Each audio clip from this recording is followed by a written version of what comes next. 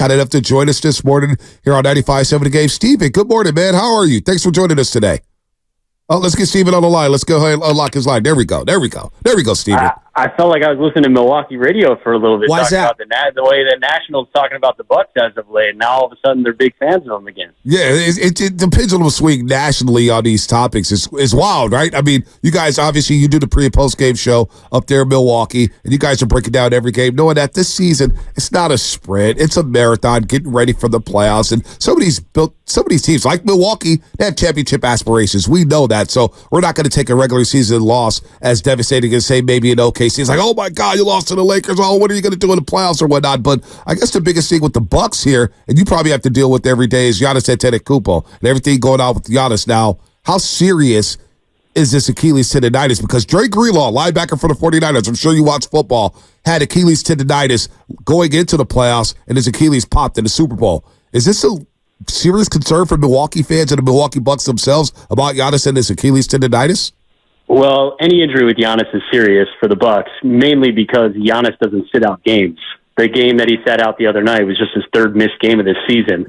So that just shows everything about his character and how he always takes pride in wanting to be available and be on the floor. I was actually standing right in front of him as he was going through his pregame warm-up the other night ahead of the matchup, and I've never seen Giannis not finish a pregame warm-up. So that goes to show that, you know, if he didn't feel right, and Giannis is definitely never going to risk it. You know, he went through the shoot-around earlier that morning pretty cleanly. You know, Doc said that he was just going to test it out, thought that he'd be okay to go, because we've seen Giannis play through some incredible injuries during his career. I mean, look at the 2021 NBA Finals run when literally his knee went inside out, and he somehow not only played in the finals, but won finals MVP. So if there's somebody who can recover and can play through pain, it's Giannis Antetokounmpo. But to your guys' point before I hopped on, like, there's still 20-plus games left. There's a much bigger picture for the Milwaukee Bucks. So I wouldn't be surprised if Giannis does not play tonight, mainly because they understand what's in front of them, the position that they've set themselves up in, and they don't want to risk it, especially with an Achilles, because when these guys play at the speed and the power that Giannis plays at, it's certainly Achilles injuries are devastating in the NBA and all sports, but particularly the NBA. So they'll be pretty cautious with this one. And what's going on with Chris Middleton? When he's out there, I mean, he's a monster. I mean, he's a great fourth quarter closer. It feels like he's been saddled with these injuries the last couple of years. Where's he at right now? Yeah, you know, this one's been a little bit more of a question mark. It was a left ankle sprain that he suffered before the All-Star break and kind of rolled it pretty nicely. And it was no surprise that he wasn't going to play the final few games of All-Star break. But kind of similar to Giannis, this team has set themselves up to know that they're going to be a playoff team. They're going to be likely a top 4 playoff team, so hosting some home games. And I think with where Chris is at in his career, and they know what they're going to get out of Chris Middleton. I mean, it's his 11th year with the Bucks, so they want to make sure they want to make sure that he is fully ready to go. And they're taking a cautious approach. Certainly, a positive development is that he is on this road trip with the Bucks. He's already been ruled out tonight against the Warriors, but there is a chance that Chris returns for the Bucks during this West Coast trip. Tonight's the first of 4 games that they're out on the road. You know, real quick, I know we're going to get to Damian Lillard, who's coming back here to the Bay Area, obviously from Oakland, and it's his first year with Milwaukee, and we'll get to some of the comments he made earlier, talking about, hey, I'm depressed out here, I'm by myself, blah, blah, blah, blah. But Middleton, when did he hurt that knee? Was it before the Brooklyn series a couple seasons ago in his second round? Because against Boston, when he didn't play in that series, because it felt like he has not been right since that point. Yeah, well, he's shown the flashes of the Chris that has been a 3-time All-Star with the Bucks. It's just the consistency and staying on the court has certainly been troubling over the last couple of years. It was that 2022 postseason run, the loss to the Celtics, which is, you know, in my opinion, I think they beat the Celtics that series if Chris is healthy. Just like I think the Bucks beat the Heat last year if Giannis was fully healthy. But I ever since that, you know, he had an off-season knee scope. Took a little while to get back into last season, and that kind of plagued him. And now, you know, this ankle injury is going to be his 12th straight missed game from that ankle injury. So it's definitely concerning when you talk about guys at this stage in their NBA career. But fortunately, the Bucks' depth is starting to show up, and the acquisition of Dame has allowed them offensively to, pick up what they're missing out of Chris that maybe they haven't been able to in years past. So I think they're just taking the extra cautious approach on Chris, and he certainly is going to be an X factor for these guys if they want to win another title. All right, so Steven, this has been so cordial and educational. I gotta break this up with a little laughter. I think Doc Rivers is one of the most overrated coaches of the last 25 years. I mean, him and Sean Payton in the NFL are two of the top fraudulent dudes of all time. They won one title 1,000 years ago. Everybody gives them the benefit of the doubt. This guy was there for 5 seconds, and because Missoula coached the All-Star game last year, he's coached the All-Star game. I was like, you got to be kidding me. Sasky. This guy's been here for 5 seconds. He hosts the pre- and post-game show. He has the pre- and post-game show. He's not getting in trouble here. Doc is such an overrated coach. Hey, Steven, don't be like me. Come on, Steven. I host a pre- and post-game show out here, too, for the Warriors. Honestly, what's he done? Don't end up like me as a casualty tale. Cautionary tale.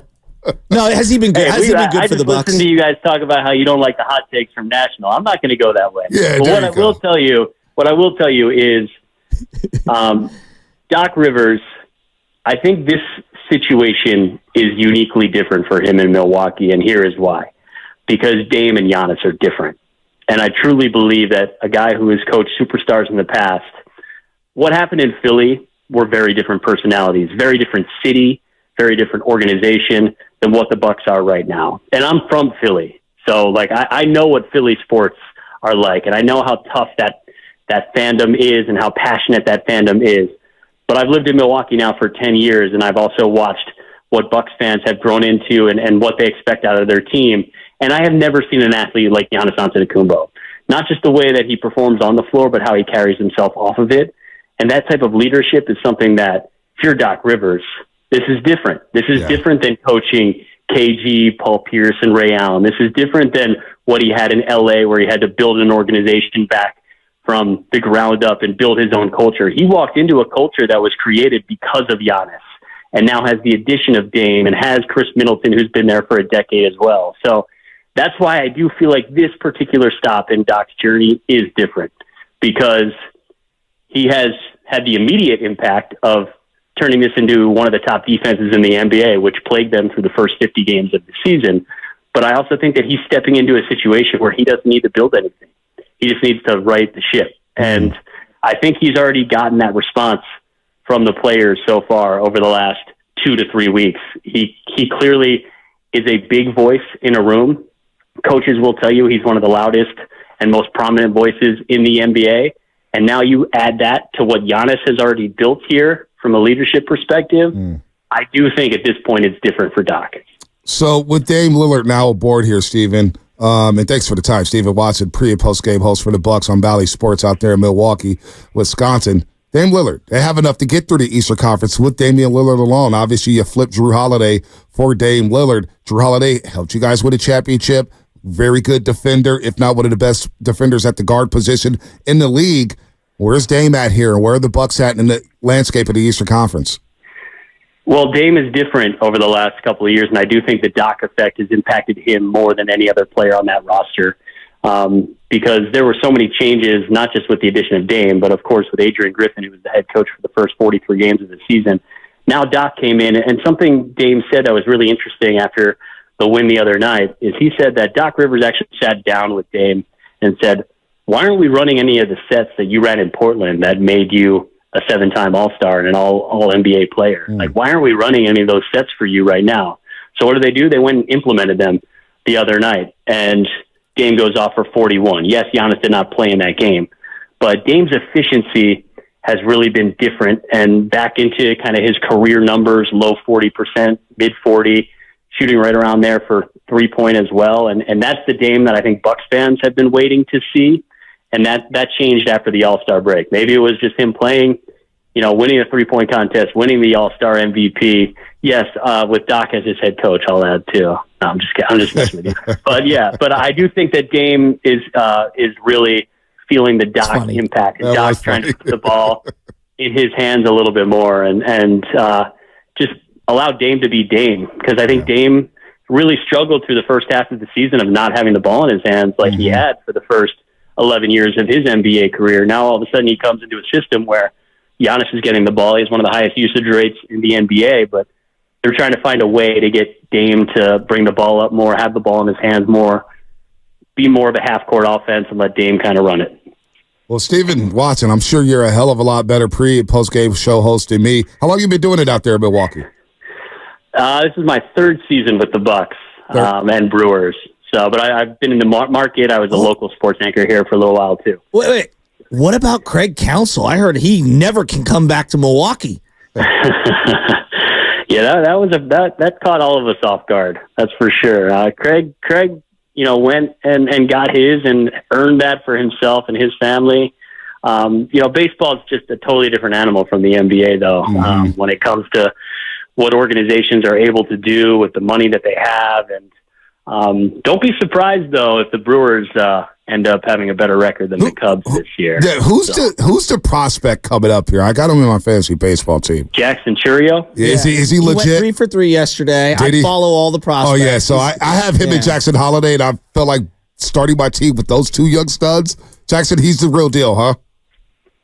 That's what they say. I mean, we're going to see it. He hasn't played in the big league level yet, but they just signed him to a historic contract for a guy who's never played an inning in Major League Baseball, an $82 million contract. That's insane. So, the Brewers are going to be really young, but they're going to be fun because they've got a lot of guys that are hungry and want to prove themselves, and that's just kind of what baseball looks like for a smaller market team like the Brewers, just like the Rays and the Royals, teams that we've seen that have been successful over the past decade plus.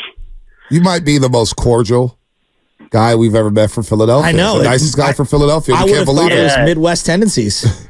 I never threw snowballs at Santa or batteries at opposing fans. I like to show. I think it's important to note that that 1% that you see from Philly that carries that brand, we're not all built like that. And yes, the Midwest has definitely made me a little soft, but there are good ones in Philly. So I try to carry that with me. Steven, have a great pre- and post-game show today, man. Stephen Watson here on the Morning Roast. Thanks for the time today, Stephen. Yeah, appreciate you guys. And I hope Giannis plays so that Warriors fans get a chance to watch him because he truly is a spectacle, just like Steph is every night for you guys. They usually hold a Greek night at Chase Center for Giannis whenever he comes to town, and he usually plays well. But we wouldn't mind him sitting out this one. Well, I'm not going to lie to you, Stephen. We've seen Giannis enough. Fair enough. Thanks, guys. Appreciate See you, buddy. Anytime. Stephen Watson, man. It was a really cool conversation. Pre- and post-game host for the Milwaukee Bucks He's on Ballys almost too Sports. nice. Very reserved. Yeah. Very chill. Now I want to watch your pre- and post-game show.